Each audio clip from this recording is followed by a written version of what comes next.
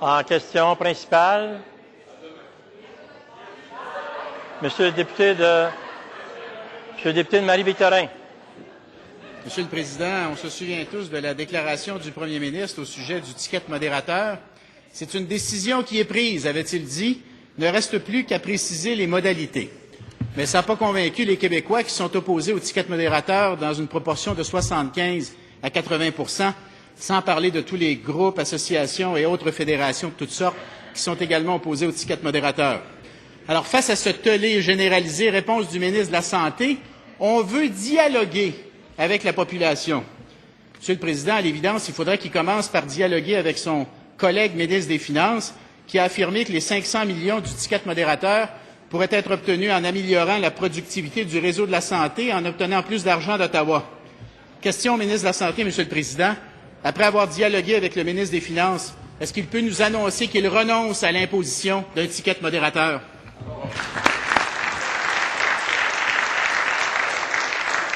Monsieur le ministre de la Santé et des Services sociaux. Monsieur, dans la question du financement du système de santé, je ferai remarquer au député de Marie-Victorin que le Parti québécois, jusqu'à date, qu'est-ce qu'ils ont fait? Ils ont coupé dans les budgets, en coupant les salaires de 25 les fonctionnaires. Dans un deuxième temps, ils ont... Monsieur le ministre, un instant.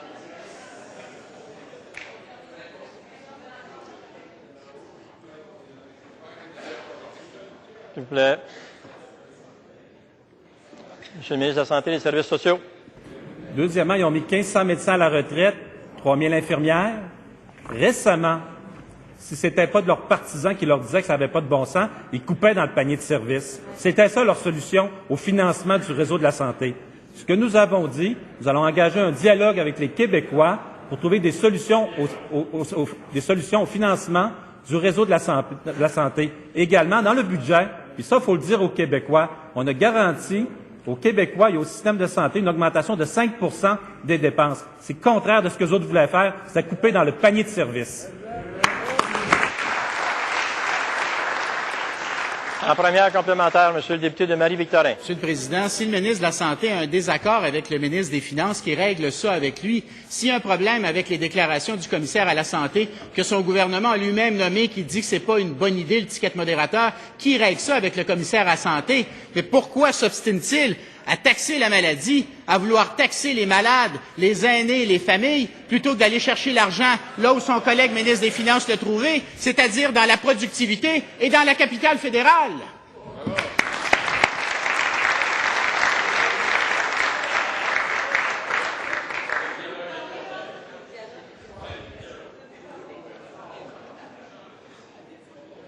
Monsieur le ministre des Finances.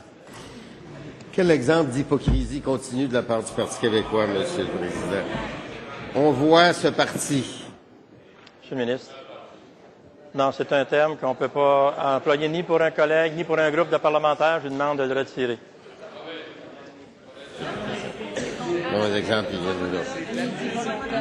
Monsieur le Président, quand on regarde ce qui se passe sur la planète, en Europe, dans tous les pays, dans les provinces qui nous entourent, quand on regarde ce qui se passe en Grèce, en Grande-Bretagne, les Québécois peuvent être fiers d'avoir une Assemblée nationale, malgré l'opposition du Parti québécois, qui a voté un budget responsable, un budget qui nous ramène à l'équilibre budgétaire, qui contrôle la dette et qui finance la santé, qui cache pas la santé, qui finance la santé 5 par année, 1,6 milliard de plus cette année, l'an prochain, etc. Grâce, oui, entre autres, à une cotisation santé, Monsieur le Président.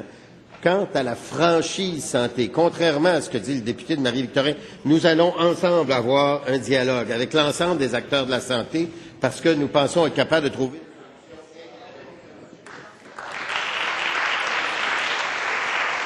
En deuxième complémentaire, Monsieur le député de Marie-Victorin. Monsieur le Président, je cite le ministre des Finances, 12 mai dernier. L'impasse de 500 millions, elle peut être comblée de plusieurs façons. Elle peut être comblée par des mesures de productivité. Elle pourrait être comblée par l'argent d'Ottawa, Monsieur le Président. Monsieur le Président, si le ministre des Finances et le ministre de la Santé peuvent trouver l'argent dans la capitale fédérale et dans des mesures de productivité, pourquoi s'obstine-t-il à vouloir trouver cet argent dans les poches des malades, des aînés, des familles et des plus pauvres de notre société? Pourquoi vous renoncez pas au ticket modérateur?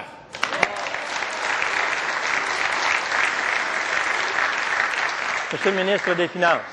Simplement, Monsieur le Président, parce que d'abord, il n'y a pas de ticket modérateur dans le budget. Simplement, Monsieur le Président, parce que contrairement à ce que dit volontairement, erronément, le député de Marie-Victorin, les plus pauvres sont protégés. 1 400 000 adultes québécois sont protégés de la franchise santé. L'ensemble, le crédit d'impôt solidarité donne 500 millions de dollars de crédit additionnel par rapport à ce qui existait auparavant. Ce qu'il faut, Monsieur le Président, nous, on a une passion, protéger le système de santé, protéger les Québécois avec des services de santé. 18 de 20 pays de l'OCDE ont des éléments de solution, des éléments imaginatifs, et nous pensons que nous pouvons arriver à trouver des solutions qui respectent la loi canadienne et qui vont continuer à financer.